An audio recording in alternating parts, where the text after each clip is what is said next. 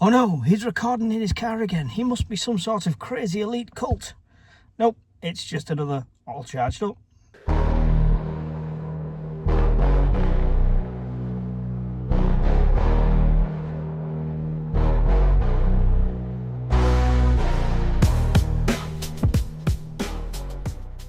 What's up guys, I've come out this evening last minute because I realised I didn't have enough time in the morning to charge the car on the way to work, so I've got to do it now. So here's the all charged up, as it were.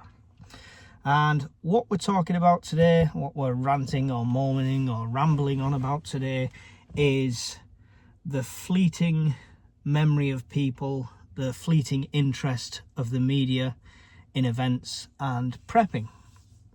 Now, let's go into this.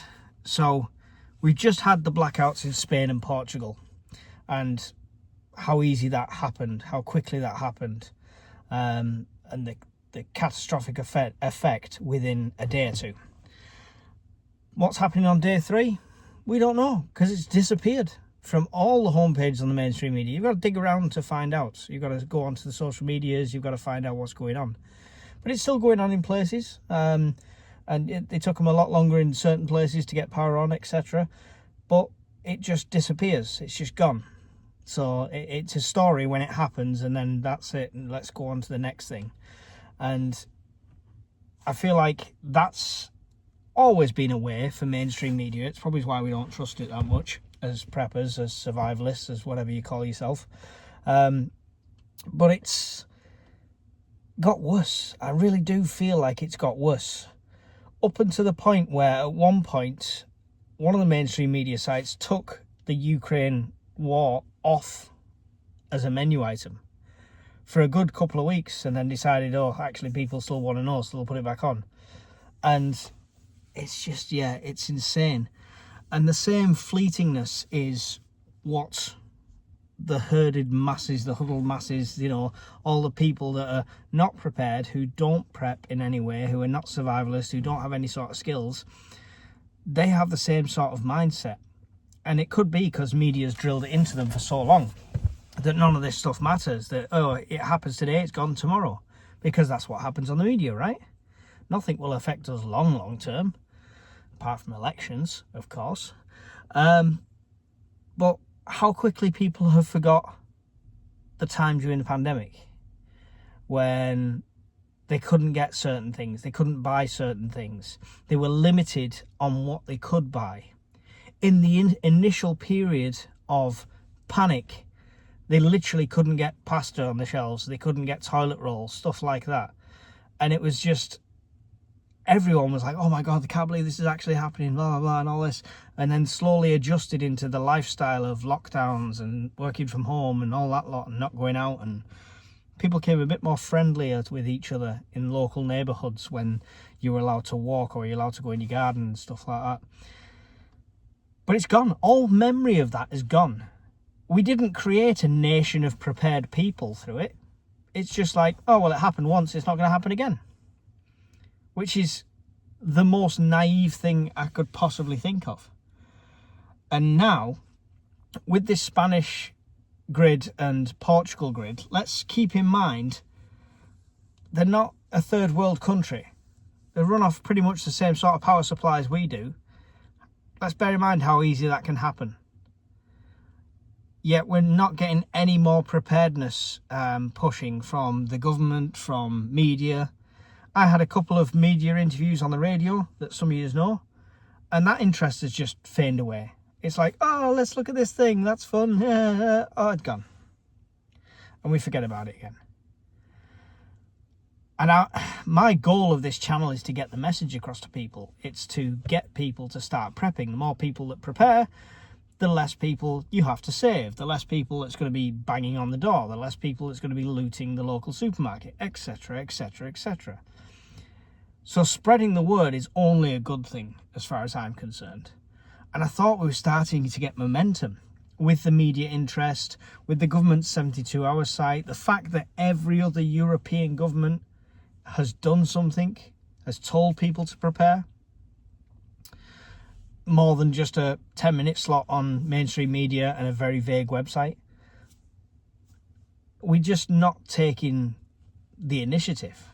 We're still burying our heads completely in the sand. This could happen to our grid. Be it a CME, be it just general solar weather, our magnetosphere is weaker than it's ever been. We're seeing northern lights lower than we've ever seen them. We're seeing them in the southern hemisphere as well. That's having effects on power grids and stuff, just minor fluctuations and stuff like that, but it is affecting stuff. And that's not with a big CME. If an X10, I'm not even going to say 20, I'm not even going to say 30, I'm not even going to say 60 like Carrington or anything like that. If an X10, which is very feasible, which we've seen multiple times through this solar maximum, is directly facing at us, I'm not sure it would just be a pretty light show, because we had that when it was a lot lower than that.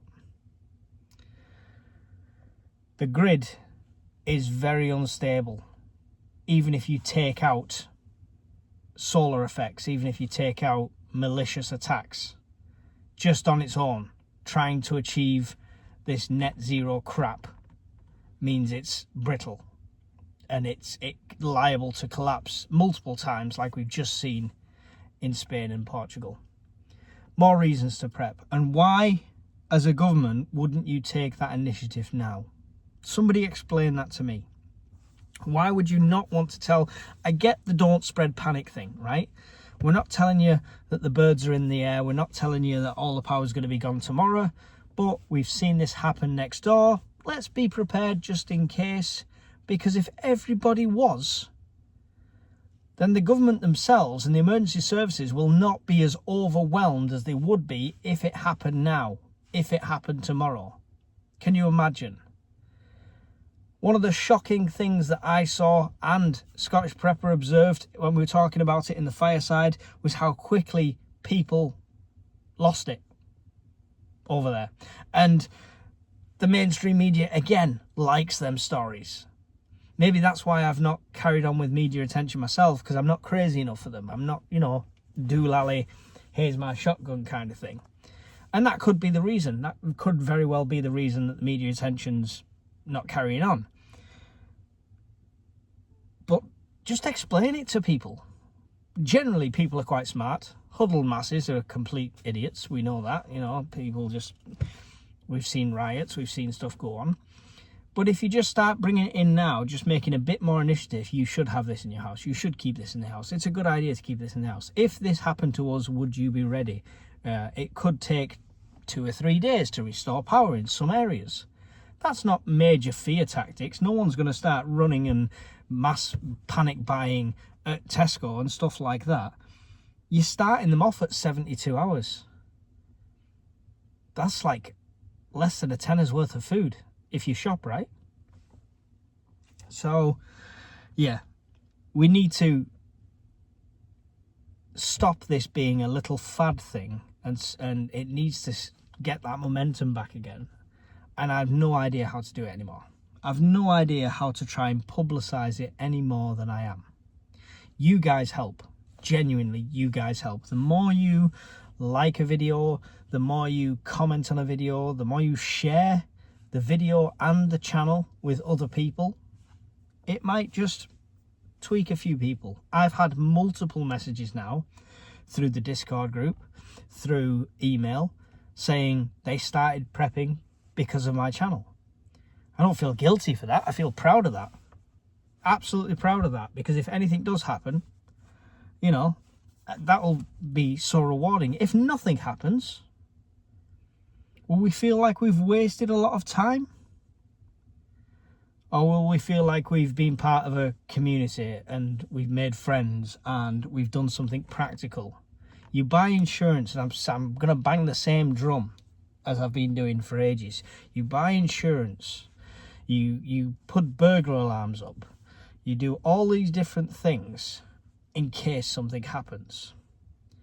Yet the percentage chance of them happening compared to a power failure, not saying nationwide, but even locally, compared to a power failure, is minuscule. You're more likely to lose power than you are to get burgled In some areas, I give you that some areas you might get burgled twice a week. But in general, on averages, you know, and just explain that point to people and their eyes open and their eyebrows raised. So why can't the government put some money into a campaign now to get that message across?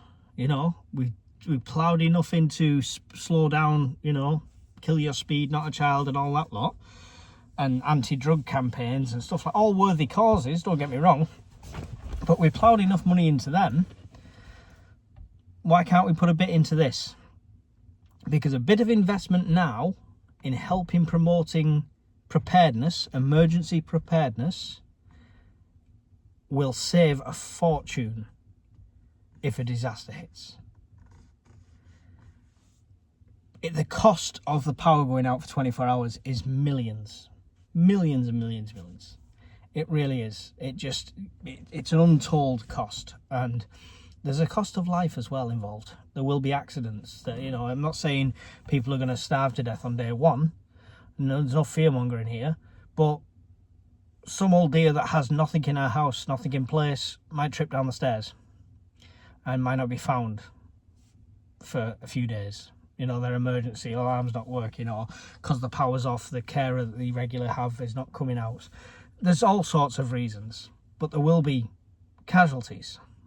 So let's not wait for that to happen. Let's put something in place now. Do your bit as well, for your family, for your friends, for anyone you know, for a neighbour that you know has no family and is on his own. Put together a little backpack. Say, so what happens in Spain, just in case the power goes out, that's for an emergency.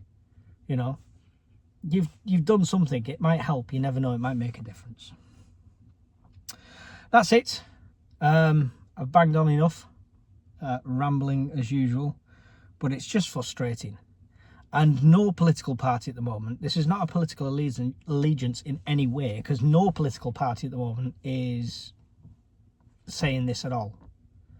And none of my local MPs from any of the parties, not just the main 2 or 3, any of the parties want to talk to me about it. Interesting, right?